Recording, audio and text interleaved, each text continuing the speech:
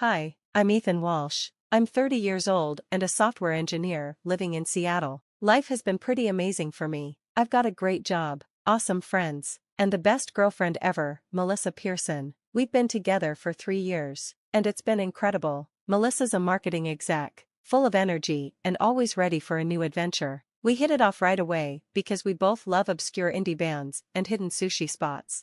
Our weekends are packed with fun, hiking, game nights with friends, and binge-watching Netflix. She always teases me about my terrible jokes. "Ethan, you're such a dork," she'd say with a laugh, playfully shoving me, but then she'd kiss me, so I knew she secretly liked it. My best friend Jack has been my wingman since college, and he's a big fan of Melissa. "Dude, she's a keeper, don't mess this up," he'd tell me over beers. My little sister Emma adores her too. "Can we go shopping with Melissa this weekend? She always knows the coolest places." Our families got along perfectly as well. I still remember Melissa's first Thanksgiving with us. My mom pulled me aside and whispered, "She's the one, honey, I can feel it." We had our little routines, morning jogs by the waterfront, Sunday brunch at our favorite cafe, and monthly game nights with friends. Melissa always wanted to be my partner for charades. We're unstoppable, she'd cheer after every win. Then came the big moment. Melissa planned a cozy weekend getaway to a cabin in the mountains, just the two of us. We spent the days hiking and the nights stargazing by the fire. On the last night, she suddenly got serious. "Ethan," she said, "these past 3 years have been the best of my life." Before I knew it, she was down on one knee, holding out a ring. "Will you marry me?" I was stunned, completely speechless, but as I looked into her eyes, I knew my answer. Yes, yes, 1,000 times yes. The rest of the night was a blur, champagne, happy tears, and excited phone calls to our families. Jack's reaction was classic. "It's about time. I was starting to think I'd have to propose to you myself." Emma screamed so loud I thought my eardrums would burst. "I'm going to have the best sister-in-law ever." When we got back to Seattle, it felt like a whirlwind of congratulations and wedding planning. Life was perfect, and I couldn't wait for what came next. My mom immediately started talking about wedding venues, and Melissa's parents insisted on throwing us an engagement party. "I can't believe this is happening," I said to Melissa one night as we lay in bed scrolling through honeymoon destinations. She snuggled closer, her engagement ring shining softly in the low light. "Believe it, babe, this is just the beginning of our happily ever after." But little did I know, things were about to change in ways I never saw coming. At first, wedding planning was fun. We were laughing about cheesy songs and picking out flowers, but then, it was like Melissa flipped a switch. Suddenly, she was criticizing everything I did.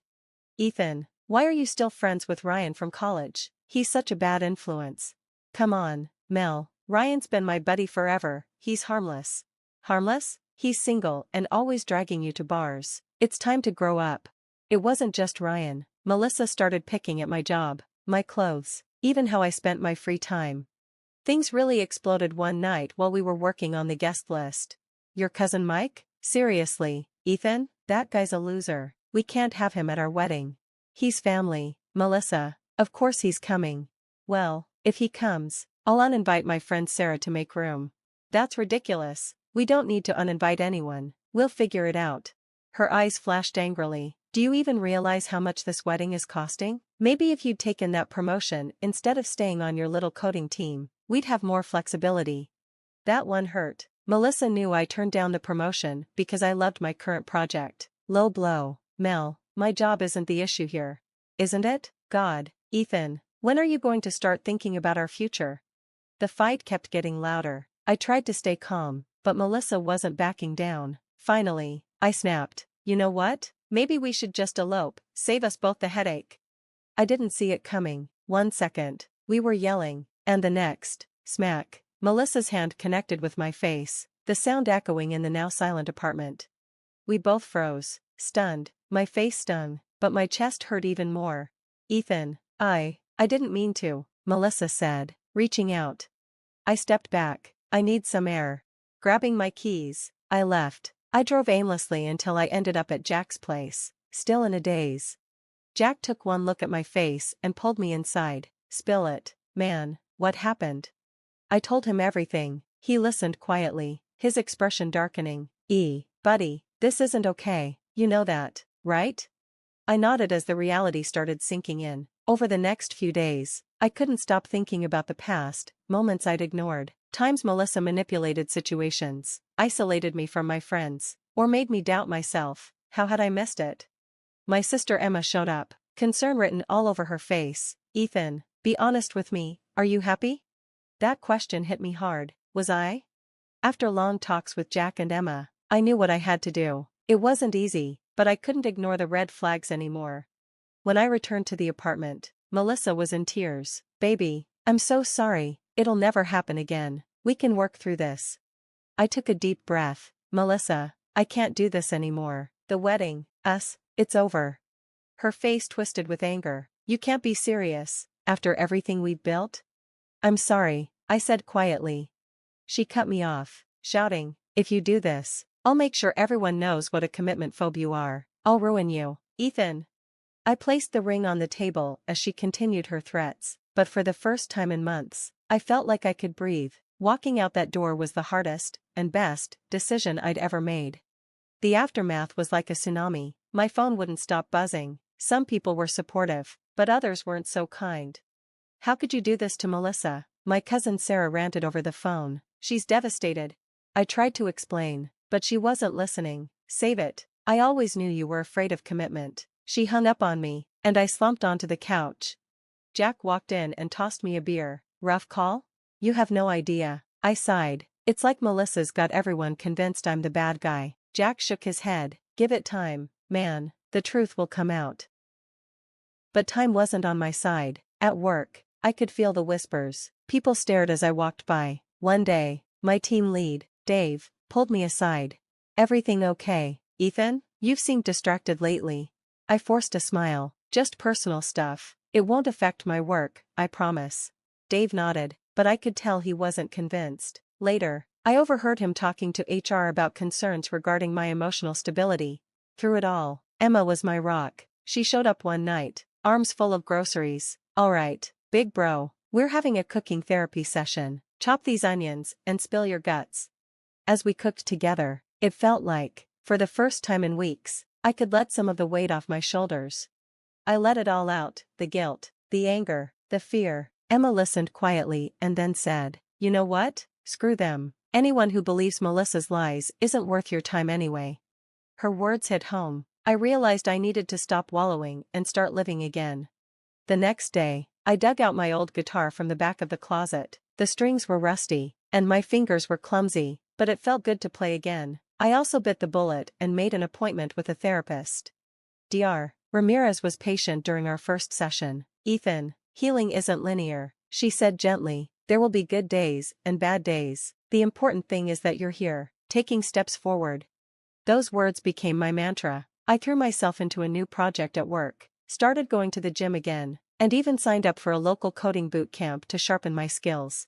One evening, I attended a tech meetup and ran into my old college friend Ryan, the one Melissa always hated. Ethan, long time, no see, man, I heard about the wedding. You okay?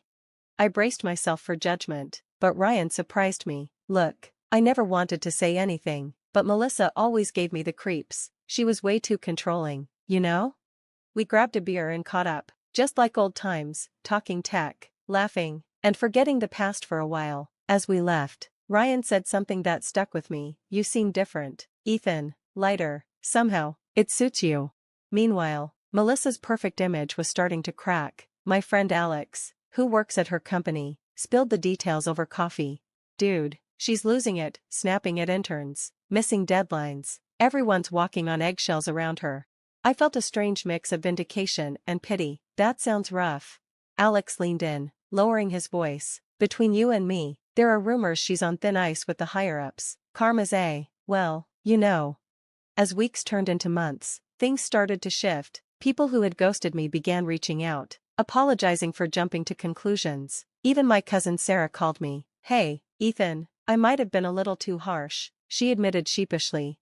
One night, as I was scrolling through social media, I came across a photo of Melissa at a work event. She was smiling, but something about it looked off. Her smile seemed forced, her eyes hollow. For a moment, I felt a pang of sadness. I felt a pang of sadness for what could have been. Then I remembered Dr. Ramirez's words about healing not being linear. I closed the app, set my phone aside, and picked up my guitar. As I strummed the opening chords to an old favorite song, a thought hit me. For the first time in a long while, I was genuinely looking forward to tomorrow. 6 months flew by in a whirlwind of coding and self-discovery. I was knee-deep in a revolutionary AI project when my boss dropped a bombshell. "Ethan, we want you to lead the team on this. You've earned it." I was floored. "Seriously? Wow. Thank you." Riding that high, I headed to TechCon 2024, a major tech conference. That's where I literally bumped into Olivia. I spilled coffee all over her laptop bag. "Oh God, I'm so sorry," I stammered, completely mortified. She just laughed it off. "No worries, I needed an excuse to upgrade anyway." We got talking, and it turned out Olivia was a UX designer working on AI integration projects, too. Her insights were mind-blowing. "Ever consider combining that with augmented reality?" she asked, sketching an idea on a napkin. Hours flew by as we brainstormed together. It was so easy, no pressure, no judgment, just two nerds geeking out over tech. As the conference wrapped up, I took a leap. "Want to grab dinner sometime? Strictly professional, of course," I added quickly. Olivia smirked. "How about we start with coffee?" 1 year later, I wasn't just drinking coffee, I was dating Olivia. She was refreshing, kind, and respected my boundaries. When I eventually opened up about Melissa, she squeezed my hand and said, "Thank you for trusting me with that." Meanwhile, karma caught up with Melissa. Alex called me one day, his voice a mix of shock and awe. "Ethan, you won't believe this, Melissa's been cooking the books, inflating client numbers, she's fired, and there's talk of legal action." I felt a swirl of emotions: shock, vindication, even a bit of pity, but mostly relief. It was finally over. To celebrate my new position, Jack and Emma insisted on throwing a party. Olivia fit right in, trading playful quips with Jack and swapping fashion tips with Emma. As we toasted, Jack pulled me aside. "You did good, bro. I'm proud of you." Emma chimed in, "Yeah, who knew my big brother would land such a catch? Don't screw it up this time."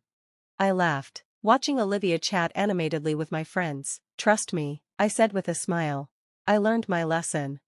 Later that night, Olivia and I went for a walk. "You know," she said, when we met, "I was fresh out of a bad breakup, too. I never thought I'd trust anyone again."